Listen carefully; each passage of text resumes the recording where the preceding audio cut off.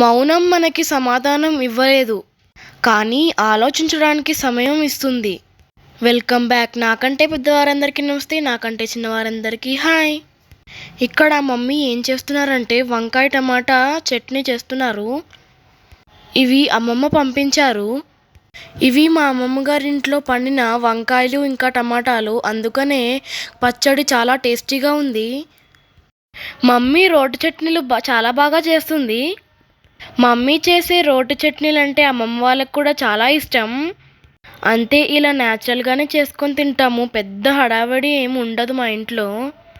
మనమేం అంబానీలు కాదు కదా 10 కూరలు వేసుకొని తినడానికి. ఒక కూరతో సరిపెట్టుకోవాలి అంతే. అది కూర అయినా, చారైనా, చట్నీ అయినా ఏదైనా ఒకటే. అయినా పర్లేదు, మేము సరిపెట్టేసుకుంటాము. మాకు అది బాగా అలవాటైపోయింది.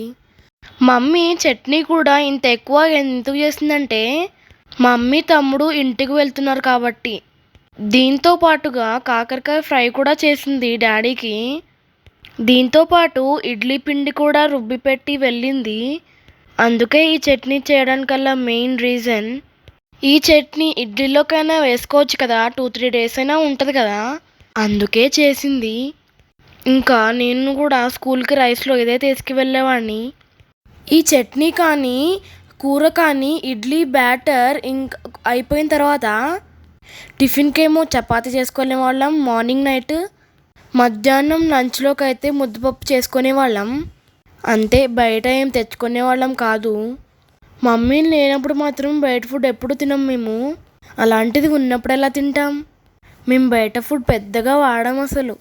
ఇక్కడికి వచ్చిన ఈ 3 సంవత్సరాలలో మహా అయితే 5-6 టైమ్స్ బిర్యానీ తిన్నాము.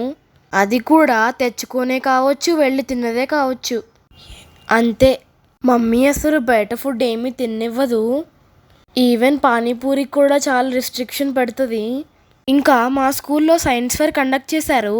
దానికి సంబంధించి నా టాపిక్ వచ్చేసి హార్ట్. మా టీం వచ్చేసి 4 మెంబర్స్, మిగతా 3 మెంబర్స్ హాస్టలర్స్. నేను ఒక్కడనే డే స్కాలర్. మెటీరియల్ అంతా నేనే కలెక్ట్ చేశాను. ఎక్కువ మెటీరియల్ నేనే తీసుకున్నాను. ఇంకా ఇది ప్రిపేర్ చేయడం కూడా నేనే ఎక్కువ చేశాను. ఇప్పుడు నేను చూపించేది ఇంట్లో చేసింది మాత్రమే. ఇంకా అప్పుడే అయిపోలేదు, చాలా ఉంది. అది స్కూల్కి వెళ్ళిన తర్వాత స్కూల్లో చేశాము.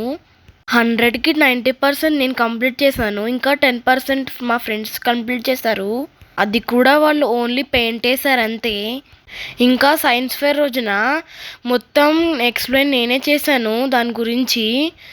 నా టాపిక్ ఏంటంటే హార్ట్. ఇంకా నేను ఎక్స్ప్లెయిన్ చేసే టైంలో రియల్ హార్ట్ని తెంపించారు మా స్కూల్లో. అది దేని హార్ట్ అంటే గోట్ది. హార్ట్ ఒక్కటే కాదు, లివర్, కిడ్నీ, బ్రెయిన్ ఇలా చాలా తెప్పించారు. నా టాపిక్ వచ్చేసి హార్ట్ కాబట్టి నేను హార్ట్ తీసుకున్నాను. అది పట్టుకోవడానికి నాకు కొంచెం బెరుగ్గా అనిపించింది. మా మ్యామ్ గ్లౌజెస్ వేసుకొని పట్టుకోమని చెప్పారు. ఇంకా ఎక్స్ప్లెయిన్ చేశాను. అందరికీ బాగా నచ్చింది. చాలా బాగా ఎక్స్ప్లెయిన్ చేసామని చెప్పారు. Rao's group of schools chairman Prabhakar Rao sir వచ్చారు. ఆయన నా ఎక్స్ప్లెనేషన్ చూసి చాలా బాగా మెచ్చుకున్నారు. ఇంకా నాకు ఒక ఫ్లవర్, చాక్లెట్ కూడా ఇచ్చారు. ఇంకా నాకు హగ్ ఇచ్చి అప్రిషియేట్ చేశారు. నాకు చాలా హ్యాపీగా అనిపించింది. I'm really proud of my self. మా స్కూల్లో సైన్స్ ఫేర్ రోజున 5 క్లాస్ రూమ్స్ తీసుకున్నాము సైన్స్ ఫేర్ సంబంధించి. అవి ఏంటంటే dissection, agriculture, scientist, irrigation and robotic rooms. ఇలా 5 తీసుకున్నాము. డైసెక్షన్ రూమ్ ఏంటంటే హెల్త్కి సంబంధించింది. అగ్రికల్చర్ రూమ్ ఏంటంటే వ్యవసాయానికి సంబంధించింది. సైంటిస్ట్ రూమ్ ఏంటంటే ఎక్స్పెరిమెంట్స్కి సంబంధించింది.